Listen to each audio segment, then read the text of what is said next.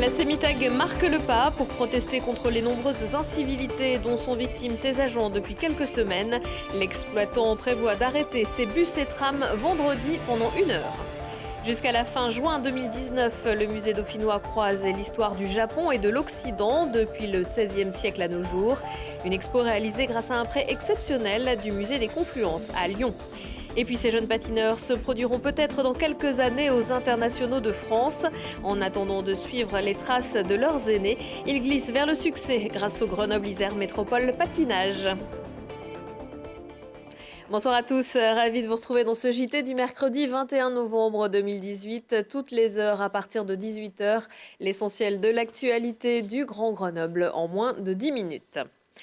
Un coup d'épée dans l'eau pour la FRAPNA et les défenseurs de la nature. Le Conseil d'État vient d'annuler l'arrêt de la Cour administrative d'appel de Lyon qui avait en décembre 2016 annulé l'arrêté du préfet de l'Isère au titre de la loi sur l'eau qui autorisait le projet de Center Park dans les Champs-Barans. Le groupe Pierre et Vacances doit être satisfait de s'être montré patient après avoir dû arrêter les travaux à Roibon. L'affaire est maintenant renvoyée devant la Cour administrative d'appel de Lyon qui ne se prononcera pas avant plusieurs mois. De la difficile question du vivre ensemble dans les transports en commun. Jets de projectiles, agressions physiques ou morales. Depuis la rentrée de septembre, 210 signalements d'incivilité ont été constatés sur le réseau TAG de l'agglomération grenobloise.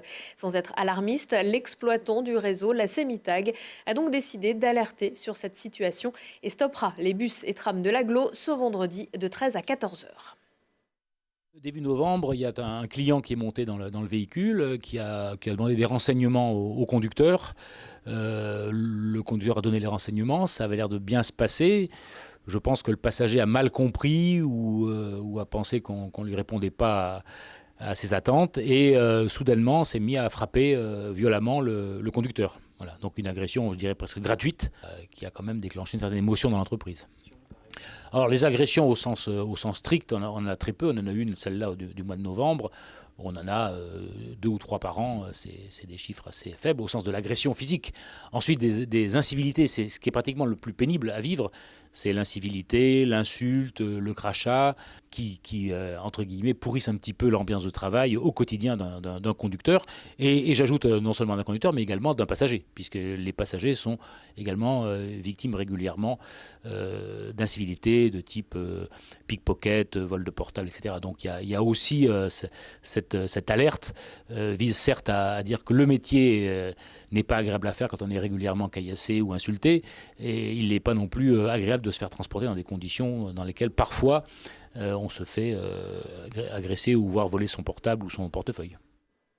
La Semitag a demandé à être reçue en préfecture. Le rendez-vous est prévu jeudi. Maintenir les relations franco-japonaises, c'est important et pas seulement chez Renault et Nissan. À l'occasion du 160e anniversaire des relations diplomatiques entre les deux pays, le département a déclaré 2018 année du Japon en Isère. À ce titre, le musée dauphinois présente depuis quelques jours l'exposition des samouraïs au kawaii. Charlotte Faulkner l'a visitée pour nous. Pour retracer les relations entre le Japon et l'Occident, il faut remonter au XVIe siècle au temps des samouraïs. Ici, des pièces uniques sont exposées provenant de différentes collections, mais également grâce à un prêt important du musée des Confluences à Lyon. Une exposition qui fait voyager les visiteurs à travers 5 siècles d'histoire. Cette exposition, par sa scénographie, elle nous fait passer d'espace en espace qui permettent aux visiteurs de bien comprendre à la fois la tradition du Japon, mais aussi sa modernité et nos influences réciproques. Quand on pense par exemple à tout ce phénomène du japonisme au XIXe siècle, dans la seconde moitié du XIXe siècle, où la France, l'Europe entière, mais la France a été complètement sous influence artistique japonaise. La France et le Japon ont donc eu beaucoup d'échanges au fil des siècles, mais si cette exposition se trouve au musée dauphinois, ce n'est pas par hasard. Différents liens ont été créés entre le territoire alpin et le pays du soleil levant. Finalement, ces liens sont assez nombreux, parfois relativement connus, je pense notamment à Paul Claudel, et puis des liens moins connus, la présence de Léon Roche en tant que diplomate sous le Second Empire, qui était né à Grenoble. puis plus récemment, la présence d'un éditeur qui a fait connaître le manga en France, l'éditeur Glénat. Aujourd'hui, la culture japonaise, c'est plus communément ce qu'on appelle le kawaii, avec des séries comme Astro Boy, en passant par les jeux vidéo ou encore les mangas. L'exposition permet également de voir l'évolution de la culture japonaise, qui est très vite passée de traditionnel au moderne. Ils ont cette imagination qu'on va retrouver ensuite dans les dessins animés et dans cette culture populaire avec des personnages comme Goldorak, comme Albator, comme Astro Boy, qui sont des personnages à 1000 vies dont le quotidien est réinventé à chaque fois. Et ce sont ces histoires aussi qui attirent beaucoup les jeunes dans le manga. Aujourd'hui, encore difficile de savoir qui a eu le plus d'influence sur l'autre entre la France et le Japon, mais il semblerait que la culture japonaise ait véritablement trouvé sa place en Occident. La France est par ailleurs devenue le 2e pays lecteur de manga derrière le Japon.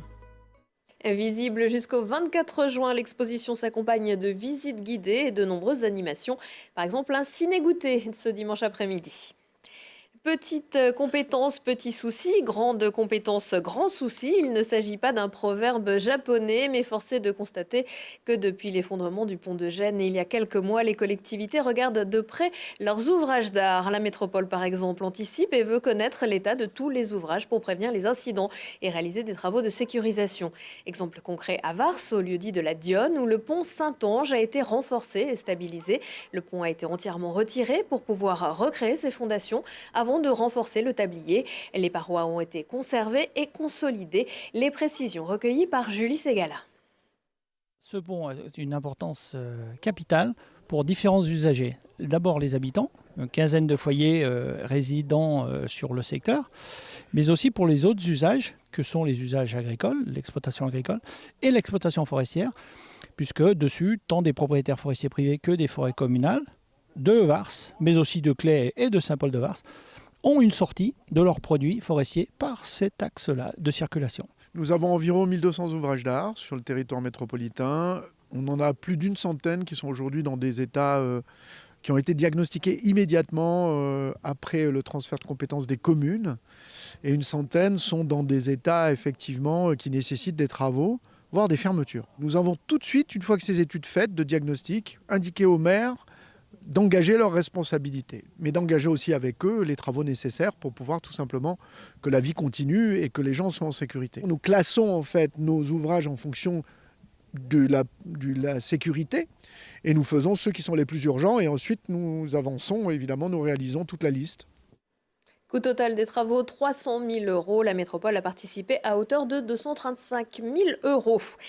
Coup d'envoi jeudi des internationaux de France de patinage artistique à la patinoire Pôle Sud à Grenoble. Jusqu'à dimanche, quelques-uns des meilleurs patineurs mondiaux vont fouler la glace pour quelques minutes seulement, alors que les élèves du Grenoble Isère Métropole Patinage ont cette chance toute l'année. Créé en 1965, c'est avec 465 patineurs, le club de patinage le plus important de France en nombre de licenciés. Mathias Araez. La glace grenobloise en a vu passer des lames. Si le geste paraît évident les soirs de gala, il est en réalité millimétré. Le moindre faux pas, et c'est la chute. Dans le patinage artistique de haut niveau, rien n'est laissé au hasard pour espérer briller sur la piste aux étoiles. Le physique imposé est un gage de réussite, tout aussi important que la grâce artistique. On regarde d'abord tout ce qui est naturel. Il y a des enfants qui naturellement vont glisser, vont tout de suite être à l'aise. Donc là, il y a déjà plein de choses qui sont en place et à partir de là, on peut aller beaucoup plus loin. Et puis effectivement, dans des traits de caractère aussi, forcément, il faut des enfants qui ont une âme sportive, qui n'ont pas peur. Voilà, le milieu de la glace est quand même un petit peu hostile, un petit peu dur, un petit peu froid au départ. Voilà. Ça, c'est important aussi. Recrutés dès le plus jeune âge, les patineurs ayant des prédispositions intègrent rapidement la section détection pour une durée de 2 ans avant de s'attaquer à la compétition. Horaire scolaire aménagé, temps de glace pouvant aller jusqu'à 15 heures semaine. Avant l'école, après l'école, ces graines de champions mettent toutes les chances de leur côté dans un sport où la répétition est reine et où les rêves sont grands. Bah ouais, c'est vrai que ça fait beaucoup par journée. Là par exemple aujourd'hui je suis pas venue le matin mais dès midi j'ai commencé, je suis revenue, après je suis pas retournée à l'école, en fait j'ai fait que du patin. J'aimerais bien être champion olympique à la fin mais sais pas comment dire en fait. S'il est encore un peu tôt pour parler d'anneau, peut-être que parmi les 14 patineurs du groupe élite du Grenoble-Isère Métropole Patinage se trouvent les futures lames qui porteront haut les couleurs de la France. La patinoire, elle aura 18 ans en 2019. Pour fêter sa majorité, elle s'offrira de gros travaux et restera fermée durant 4 mois à compter du mois d'avril. À 20h15 et 23h15, si on parlait, aujourd'hui avec ses invités, Thibault Leduc va plonger dans le grand bain avec l'Open des Alpes de natation, marcher contre toutes les violences sexistes avec le collectif Nous Toutes et nager comme un poisson dans un aquarium. Prochain rendez-vous avec l'actu dans 1 heure et en replay sur télégrenoble.net. Très belle soirée à tous.